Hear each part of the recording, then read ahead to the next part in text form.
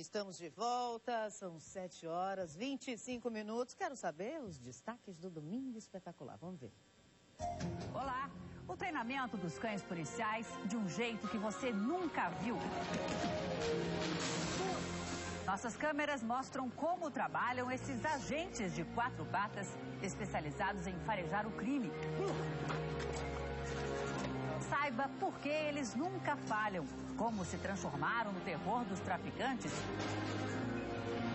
e ainda encaram tudo como se fosse brincadeira.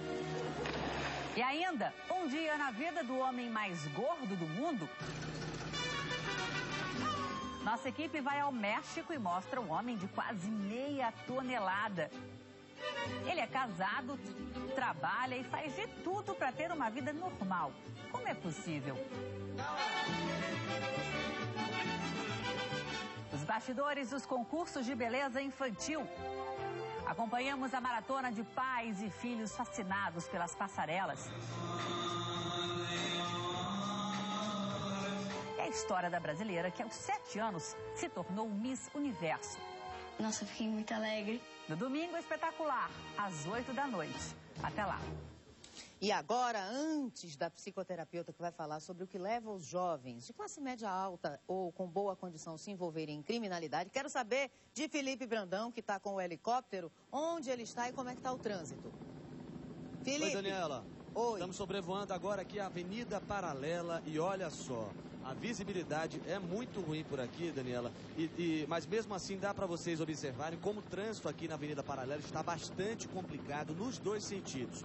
Muitos carros, muitos ônibus passando, as poças d'água já começam a se formar nos dois sentidos das pistas. São 90 mil veículos em cada sentido diariamente passando aí pela Avenida Paralela. Vocês estão vendo imagens da região do Imbuí. Então quem estiver saindo de casa, com certeza evitar a Avenida Paralela, se tiver alguma opção, até porque a Orla de Salvador aparentemente está melhor, Daniela, para trafegar na manhã desta sexta-feira. Você está vendo aí já a próxima entrada do Imbuí, para quem está indo sentido centro, do outro lado da pista, né, do Imbuí, e muitos carros na pista e o motorista já vai testando a paciência na manhã desta sexta-feira. Agora são 7h28. E quem estava esperando algum sol, algum tipo de brecha de sol no fim de semana, pode esquecer isso, viu, Daniela? Porque a previsão é tempo chuvoso durante o dia e a noite, tanto na sexta, no sábado, quanto no domingo também, viu? Muito obrigada, Felipe Brandão, mostrando ao vivo a situação da nossa capital, Salvador, às 7h28, vista de cima, olha só, trânsito super intenso, ruas começando a ficar alagadas, portanto, todo cuidado é pouco. Agora, uma entrevista importantíssima para pais, mães, filhos, irmãos, cuidadores, família. A gente vai conversar com a psicoterapeuta Ada Valverde. Ada Valverde. Bom dia, tudo bem? Como vai? Bem-vinda. Tudo bem, obrigada. Ada, a gente viu o caso desse rapaz de 22 anos, estudante, morador da Graça, com mesada de R$ 1.500 dada pela família. E cometendo crime, disse na delegacia, é para liberar a adrenalina. Como isso pode ser compreendido? Que ninguém está entendendo. Exato. Compreendido porque qual a razão nós não podemos definir com certeza, porque nós estamos lidando com comportamento. E há várias hipóteses.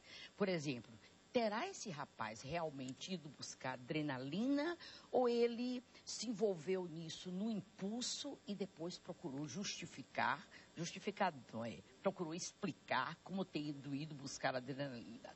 Porque a adrenalina, ele poderia ter ido buscar praticando rapel, por exemplo, esportes radicais. É verdade. Exato. É verdade. E como o seu código de ética, os valores que esse rapaz deveria ter pela educação recebida, que nós esperamos que tenha sido uma boa educação, mas também nos questionamos, os pais que me perdoem, porque na hora que vai se envolver nisso, os valores morais, a tábua de moral, vamos dizer, de leis internas dele, interiores, dizem, peraí, isso não é certo. Assalto, se envolver com bandidos, assaltar uma farmácia.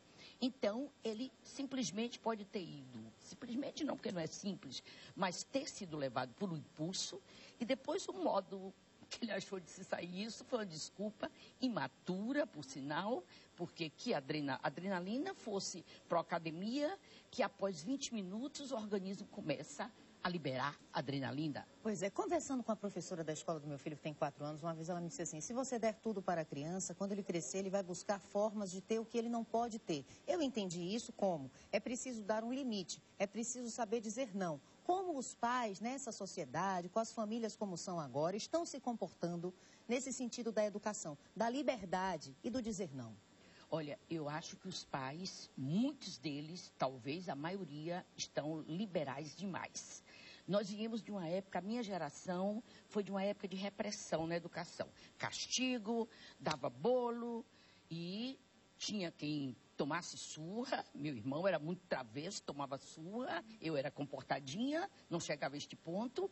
Mas passamos para o oposto, para o polo oposto, liberação. E essa liberação, muitas e muitas vezes, é excessiva. O caminho certo, eu não sou a dona da verdade, mas o caminho certo é no meio. O equilíbrio está aí, no meio. Então, precisa-se dizer não a uma criança. Muitas vezes, então, por exemplo, o caso de pais separados. Sim. Não tenho nada contra, inclusive eu sou separada. Mas o pai vê o filho no fim de semana. Há uma tendência a dizer sim a tudo dele, porque ele quer compensar o tempo que não vê o filho. A mãe que trabalha, e eu sou a própria feminista, acho ótimo a mulher estar trabalhando fora, mas muitas e muitas delas se sentem culpadas. Então, na hora que estão em casa, à noite, também é difícil dizer não ao filho. Isso aí não é bom. A gente vê aqui na TV, na emissora, dados estarrecedores. São meninas de 12 anos começando a vida sexual. Imagine, com 12 anos, ainda é uma criança, não é? Mas já, segundo o Ministério da Saúde, já começam. Meninos de 13 anos querendo ir para as festas durante a madrugada. E os pais sem saber o que fazer, porque muitas vezes eles não conseguem em casa controlar esses jovens. O que precisa mudar? O que está acontecendo? É uma inversão de papéis, pais e filhos, é? Redunda, termina dando nisso, na inversão de papéis. Mas a palavrinha-chave, a meu ver, é limite. Dar limites. Tem horas, momentos que você precisa dizer não. Senão o filho pensa que a vida também vai dar tudo a ele. E quando a vida não dá, nós sabemos que não dá.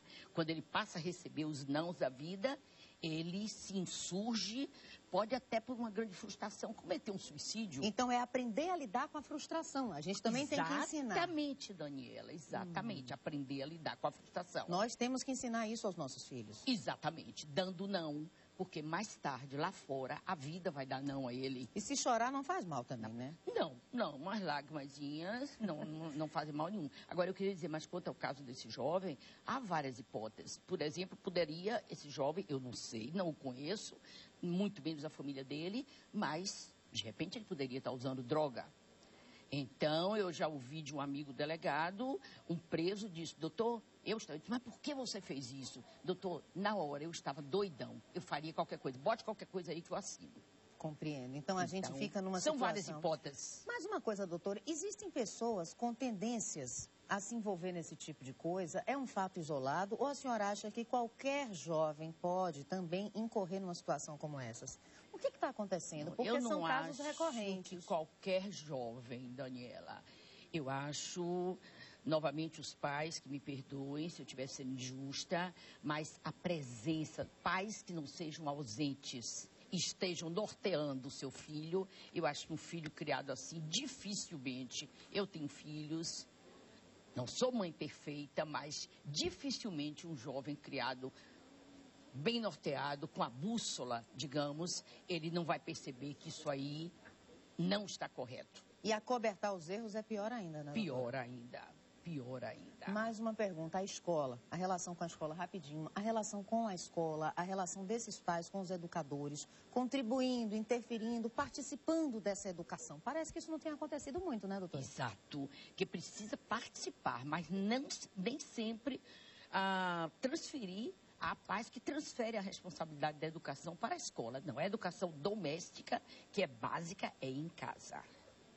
A escola vai dar informação e retoques de educação, eu diria assim. Então, doutora, olha, muito obrigada. Pena que hoje nosso tempo é curto, o jornal só vai até às 8 horas. Obrigada. Foi um prazer. Bem-vinda, um prazer. Doutora Ada Valverde, psicoterapeuta. Vou deixar essa entrevista disponível no itapuaonline.com para que todos os pais, pode ficar sentada, doutora, os pais e mães que estão aí com dificuldades possam se nortear, ou pelo menos tentar, sabe? A gente precisa dizer não. Diz não porque é o limite. É preciso saber, a gente pode ir até aqui. Seu direito termina quando começa o direito do outro.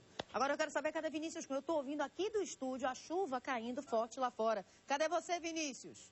Daniela, essa imagem que vocês estão vendo aí agora não é de um fio, não. Nós estamos aqui na Baixa do Fiscal, na Cidade Baixa, e olha a situação que está por aqui. A rua está completamente alagada, Daniela, nessa região. E não é só aqui não, viu? Outros pontos da cidade também estão completamente alagados. Nós passamos já pela região do Dique do Tororó, por outros pontos aqui, Vale de Nazaré, Comércio, e aí muitas regiões estão assim em Salvador hoje, o que exige um pouco de paciência dos motoristas, porque o trânsito com certeza vai ficar um pouco mais complicado. Nesse ponto onde nós estamos, Daniela, a água já está batendo no meio dos pneus dos carros menores. Nossa. Muitos motoristas acabam tendo medo de enfrentar essa quantidade de água na rua, acabam pisando um pouco o pé no freio, e alguns desistem, retornam, porque é muita água que está aqui na pista, na Baixa do Fiscal. Essa água aí que já toma conta daqui da região, já invadiu também